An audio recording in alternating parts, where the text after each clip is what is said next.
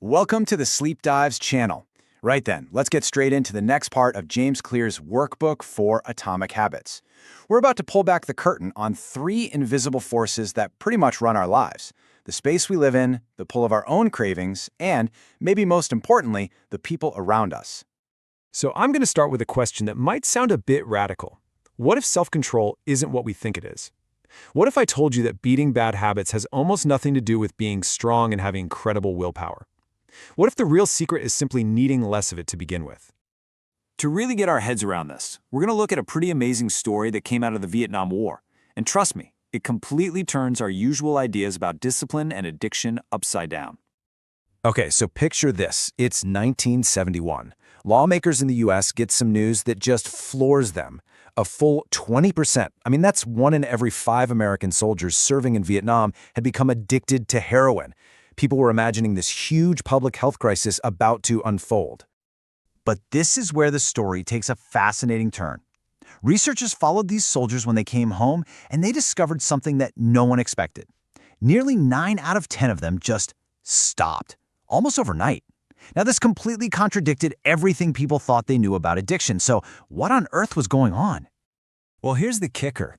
It wasn't some sudden burst of superhuman resolve. The key, the real reason, was a radical change in their environment.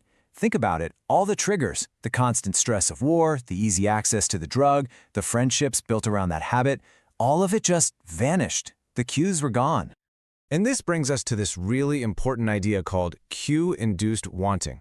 It sounds a bit jargony, but all it means is that an external trigger, something you see, hear, or feel, can spark this huge, almost overwhelming craving. And listen, this isn't a moral failing. It's just how our brains are wired to respond to cues they've linked with a reward. So, if our environment has that much power over us, the big question is, how do we make that work for us instead of against us? Simple. We use the inverse of the first law of behavior change. Instead of making good habits obvious, we're going to make our bad habits invisible. And this quote from the workbook just nails it. It totally reframes how we think about discipline. The people who seem to have the most self-control aren't actually better at fighting off temptation. No, they're just smarter. They're architects of their own lives, and they build their world so that temptation rarely even gets a chance to show up. So what does this look like in the real world? It's pretty straightforward. First, you've got to name the habit you want to change. Second, you become a detective and hunt down the triggers in your environment. And third, you just get rid of them, make them invisible. If you spend too much time on your phone, delete the distracting apps. If you want to eat better, just don't buy the junk food in the first place. Simple. All right, so that's how we deal with the bad stuff. But what about the other side of the coin, actually building the good habits we want? For that, we turn to the second law, make it attractive. This is all about engineering a genuine craving for the good stuff.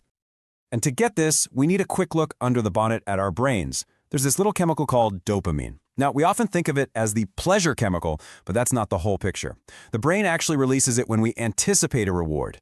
The anticipation, the wanting, can actually be a more powerful motivator than getting the thing itself.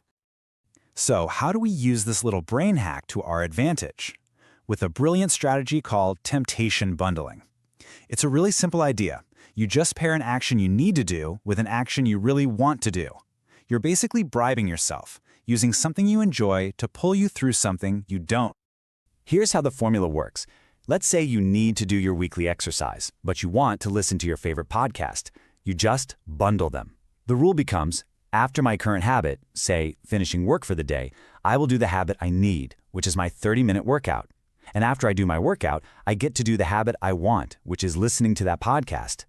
All of a sudden, the workout becomes the gateway to the reward, which makes the whole idea of it way more attractive. Okay, we've covered your physical environment and your inner motivation, but there's one more massive piece of the puzzle, and that is the people you're around every day. Our desire to fit in, to belong to the tribe, is one of the most powerful forces shaping what we do. Turns out we're basically hardwired to copy 3 specific groups of people. First, the close. That's your family and friends. You just absorb their habits without even thinking. Then you've got the many. This is that deep, ancient need to just do what everyone else is doing. And finally, there's the powerful. We naturally look up to and copy people who have the status or success we admire. So what's the big takeaway here? It's actually one of the greatest habit-building hacks there is. Just join a culture where what you want to do is the normal thing to do. If you want to get fitter, join a running club. If you want to read more books, find a book club. When the people around you are already living the habit you want to build, it starts to feel less like a chore and more like just who you are. And if you're wondering just how strong that pull to conform is, well, the famous Solomon Asch experiments are pretty mind-blowing. In these studies, they'd ask someone to do a really simple task, match the length of a line to one of 3 choices. Easy, right? But then they'd put them in a room full of actors who all confidently picked the wrong line. And you know what happened? A huge number of the real participants just went along with the group, ignoring what their own eyes were telling them. It's an incredible reminder that our need to belong can literally change our perception of reality. So, to wrap all this up, I want to leave you with a direct challenge. Take a moment and think about your own life. What's one cue you can remove from your environment this week? What's one temptation bundle you can create to make a good habit more attractive? And what's one group you could join where your goals are their normal? Thinking about that is the first step.